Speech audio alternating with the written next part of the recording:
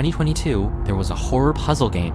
It had no dialogue and you couldn't find a single word of text in the game. The buildings were made of flesh and bone. Every weapon looked like a living creature, and the enemies' designs were filled with sexual hints. The ending left many people baffled. What exactly was the story this game was trying to tell? To answer that, I spent 4 months studying the art book and gathering all the scattered details from the game. Finally, I believe I put together a story that is as close to the creator's intentions as possible. Whether or not this interpretation is correct, I invite you to hear me out. So now we're diving into Scorn.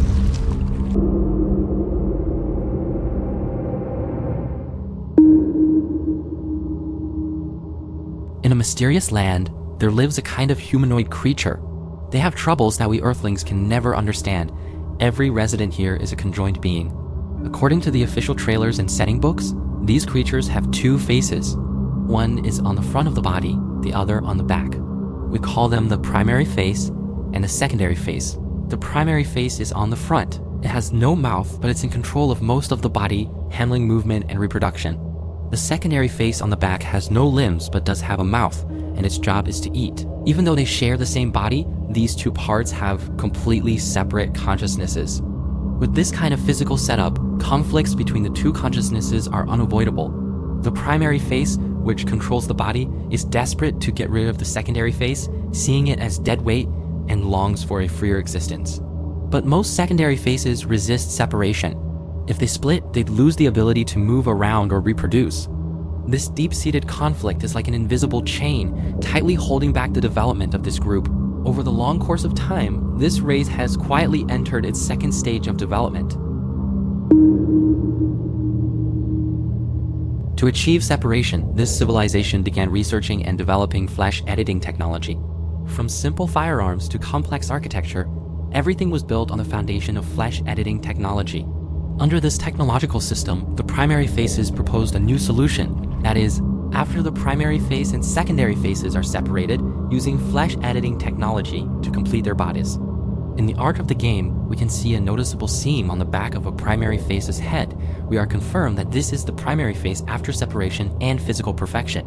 To calm the secondary faces, the primary faces promised that after separation, both sides would have equal rights and status. In that era, symbols of egalitarianism were everywhere, such as the primary face man on the left and the secondary face man with a mouth on the right were in an absolutely equal position. They were always placed equally and symmetrically. But we all know what perfect symmetry really means in things like serious sculptures or paintings. If you saw a king and a prime minister together in a painting, would they ever be perfectly symmetrical? Of course not. These images were a way to show the journey from conjoined life to the promise of equal rights. With flesh editing technology and the promise of equality, separation became a real possibility. The secondary faces finally agreed to it, and during that time they solved a lot of technical issues. For example, they had to figure out how the separated primary faces would eat and how the secondary faces would walk. During this time, a substance called white sludge became the key breakthrough in this technology. It can be understood as a material formed from flesh that has lost its biological activity. Highly editable, it can merge with humanoid bones and skin, increasing the hardness of organs. It is an ideal material for body modification. Using white sludge in flesh editing technology, it can heal the trauma of separation, so it has been widely adopted for a long time. However, the separation process was far from perfect, especially since this separation involves splitting the brain. Both the separated primary and secondary faces would definitely suffer some degree of intellectual decline. Primary faces might retain more of their brain matter, but secondary faces, because they need more flesh editing to grow new body parts, experienced a significant drop in intelligence. Some even developed physical mutations. People's physical constitutions vary. The same modifications led to different levels of intellectual decline in different individuals. Some lost more, some lost less. That's when the group started splitting into classes, based on how smart they were. Due to the intelligence gap within the species, the primary faces with higher intelligence gradually gained more influence in society. Meanwhile, the secondary faces, who were becoming progressively less intelligent, didn't realize their own decline and tended to accept more modifications, which only made them even less intelligent. As a result, class differentiation began to emerge within the species, driven by these differences in intelligence. They started to establish a system and formed a council. In the context of the body modification project, the council members achieved a leap in social status. They soon conceived their next plan. If completing the body has its flaws, why not create the perfect body instead? This idea was quickly agreed upon by all, but they soon encountered a major problem. That is, white sludge required to create the perfect bodies was in short supply. They had severely underestimated the resources needed for such a development. Although there is no concrete evidence, it seems to me that white sludge could only be harvested from corpses. The natural deaths and accidental fatalities that provided corpses were no longer sufficient. Instead, many of the failed secondary phases became the primary source. As the perfect body project faced delay after delay, the council, after several deliberations, made a breaking decision, one that ultimately plunged the species into a dark age. In their quest for more white sludge, the council devised a breaking plan. They decided that the entire species would contribute their bodies. To achieve this plan, they first needed to propagate ideologism. In the art book, there's an image of an unseparated primary and secondary face with an octopus-like creature perched on their head, draining their thoughts. The developers also mention that humanoid bodies are considered disposable, but what's contained inside them isn't. Scorn's civilization worships the consciousness and its physical form, which is identical no matter the sex of the body it inhabits. So the council members gave up their bodies and created an ultimate brain to manipulate the populace. The construction of this central brain was extremely cruel. In the later stages of the game within the Sky City, we can see these council members with their smooth and flawless skin. When we connect the protagonist to the main brain, have you ever wondered if he's linking up with a pre-existing neural network? And who built that initial network? By now, you likely have the answer. With the establishment of the central brain, the societal structure once again transformed. The council aggressively promoted the insignificance of the physical body and championed the uploading of consciousness as the ultimate form for each humanoid. After completing this crucial first phase, the cruel and dark second phase of their plan began to unfold. To obtain enough white sludge, the first step the council took was to strip the secondary faces of their human rights. They began intentionally interfering with the separation procedures, transforming the separated secondary faces into mindless monsters and releasing them into society to cause chaos. The goal was to show everyone that the secondary faces would ultimately become terrifying monsters, providing the council with solid justification to strip them of their human rights. During this period, all the primary faces were desperate to rid themselves of the monsters on their bodies, while the secondary faces cowered in the shadows, losing hope for their future. In the art of the game, we see an image where the secondary face is being washed away like a puddle of sludge, yet still tries its best to cling to the primary face's body. Its face is filled with helplessness and fear, and the primary face wears a complicated expression, unsure whether it's a hint of longing or simply a desire to escape quickly. Afterward, the secondary faces were used by the council as a resource. They began undergoing modifications in 3 different directions. The first type is the moldman. For those secondary faces whose bodies were more complete after the separation, some of them would become moldmen preserved in fossils as a form of resource reserve. The second type is the homunculi. While moldmen are preserved in relatively complete biological forms, homunculi serve as living batteries. From the very beginning, they are kept in small containers, with their limbs deliberately atrophied to enhance their use as power sources. Whether they are placed inside guards to provide energy, or eventually compressed into liquid and injected into perfect bodies, these are the ways homunculi are utilized. As for the third type, I'll explain it later. So, what role did the primary faces play during this stage? While it seemed they still retained their rights, in the eyes of the council, the primary faces were nothing more than tools. All primary faces undergo 2 different directions of development. First, based on the different outcomes of separation and reconstruction, there are variations between individual primary faces, mainly reflected in differences in their skin and muscle tissues. In the game, we can see the primary faces crawling out from here. Their skin is intact and looks very hard, similar to the skin of the perfect bodies in Sky City. Therefore, it can be boldly speculated that the creation of the perfect bodies is achieved by modifying the primary faces' bodies.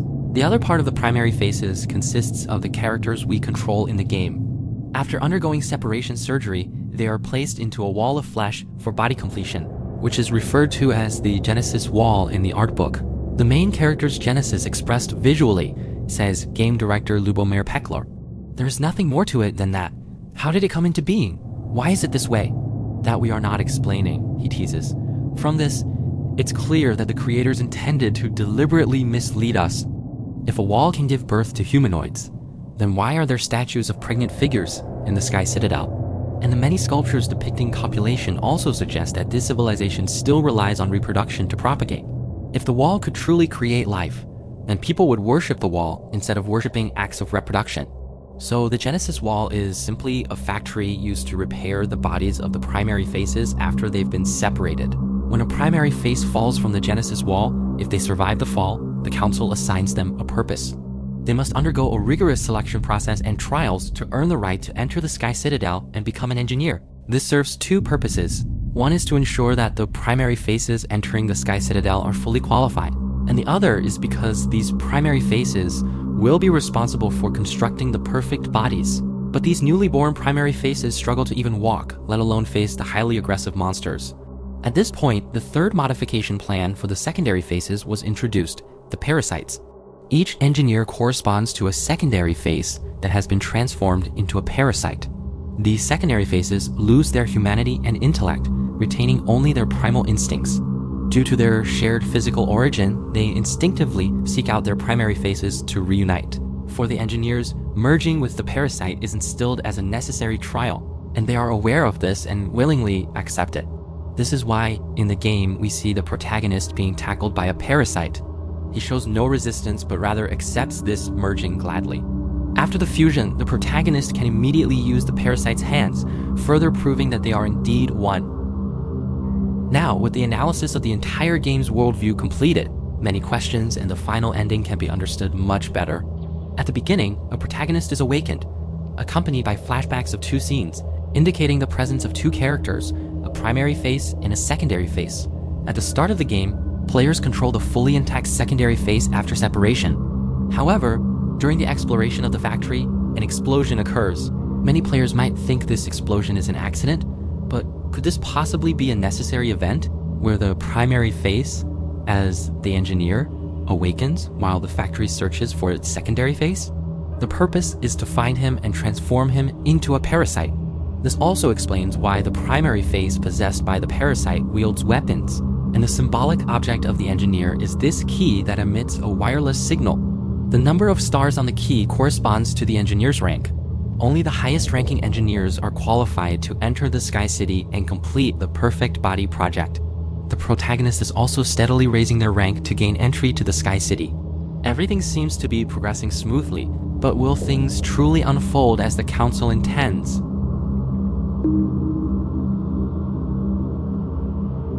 Even at this point, we still have many questions. In such an advanced civilization, where did all the people go? Aside from the corpses scattered across the factory wasteland and the roaming monsters, we can't find a single living being of our own kind. In the depths of the underground, we encounter a massive, terrifying creature. When the player activates a device to cut into its body, it lets out cries of pain but never attacks us. In the art book, this creature is likened to a maternal figure, almost like the mother of all beings. After all, how could a mother harm her own children? It was imprisoned deep within the factory, confined and harvested like a resource by the very people it nurtured. Yet, despite its boundless tolerance, it ultimately died at the hands of those same humanoid. How tragic! The player takes an unconventional and superior route to reach the Sky City. By this time, the parasite has caused significant harm to the primary face, but it's important to note that this harm is unintentional. The parasite only seeks to reunite with the primary face, nothing more. However, now that the primary face has become an engineer upon reaching Sky City, the parasite becomes nothing but a burden. The Council had long been prepared for this. Since they had arranged for the fusion, naturally, they also had a plan for separation. This is why there are devices in Sky City designed specifically to strip away the parasite beast. During the journey to Sky City, we still need to use the abilities of the parasite beast, but once we complete the final step, it will be ruthlessly removed. At this point, the theme of Scorn reaches its peak. You could say Sky City is a place filled with scorn. The only way secondary faces can stay there is by becoming living batteries. When the parasites are finally removed, that's the end of their life. But this time, the player's parasite escapes, and yet our characters doesn't seem to care at all. This really shows the primary face's scorn for the secondary faces.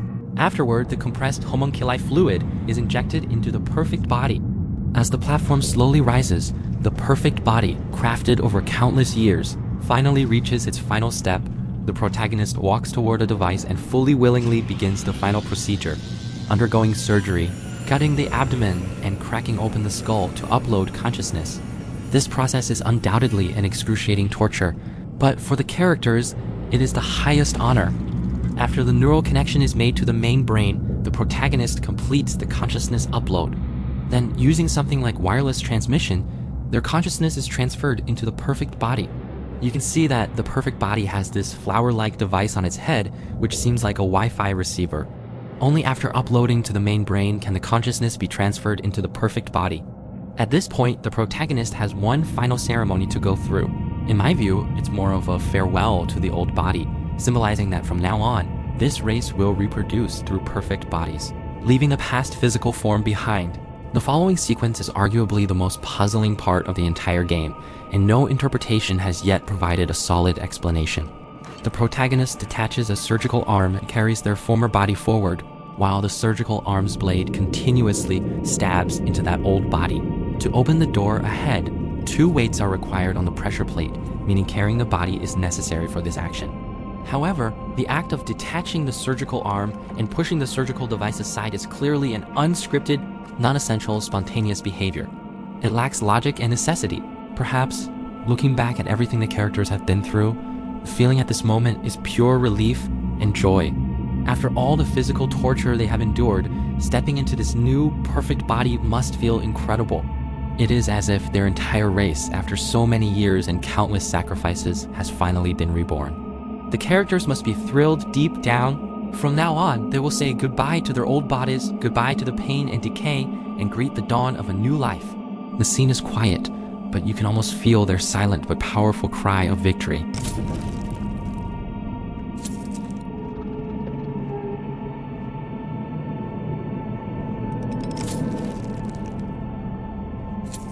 We don't really know what's at the end of the road. Even if some players find a way to get there, they'll see that the creators didn't actually build anything for that area. We can imagine what might be there. But just then, something changes. The parasitic beast we abandoned, the one we drained of all its worth, comes running back filled with pure instinctual passion. Notice here, the protagonist senses the parasite approaching even without seeing it. The parasite's presence pulls the protagonist's mind straight back to his body. This overwhelming pull shows just how deeply connected the two are. The protagonist panics, looking at the perfect body he was so close to embracing, only to have that dream violently yanked away. The lowly parasite continues wrapping itself around the protagonist, and it's almost like a voice echoes in his head. Are you really going to leave me? I'm not letting you go. We've always been one. The parasite isn't malicious. It's just returning to its original state. This biological instinct, this is the game's ultimate display of scorn. At the very end of the game, just one step away from realizing his dream, the primary face gets tightly bound by his parasitic creature. The perfect body they spent countless years crafting remains untouched nearby, while it's the primary face and the parasitic creature that slowly fuse into one shapeless mass of flesh. Meanwhile, the consciousnesses trapped inside the main brain tremble in fear and despair. They send out strong pulses again and again, scanning the factories, cities, and wastelands. But there's no one left to respond. As the ones who make up the main brain, they know it will eventually decay and wither, and with no one left in their species, their end is sealed. The game's final achievement is titled Fin, a word borrowed from French meaning end or finish. While every other achievement in the game is labeled in English, why is the last achievement in French? Perhaps it symbolizes another civilization's comment on the extinct Scorn civilization. So that's my take on the story behind this game. If you enjoyed this video, don't forget to hit that subscribe button and show your support. I'll be diving into more game story analyses like this one in future videos.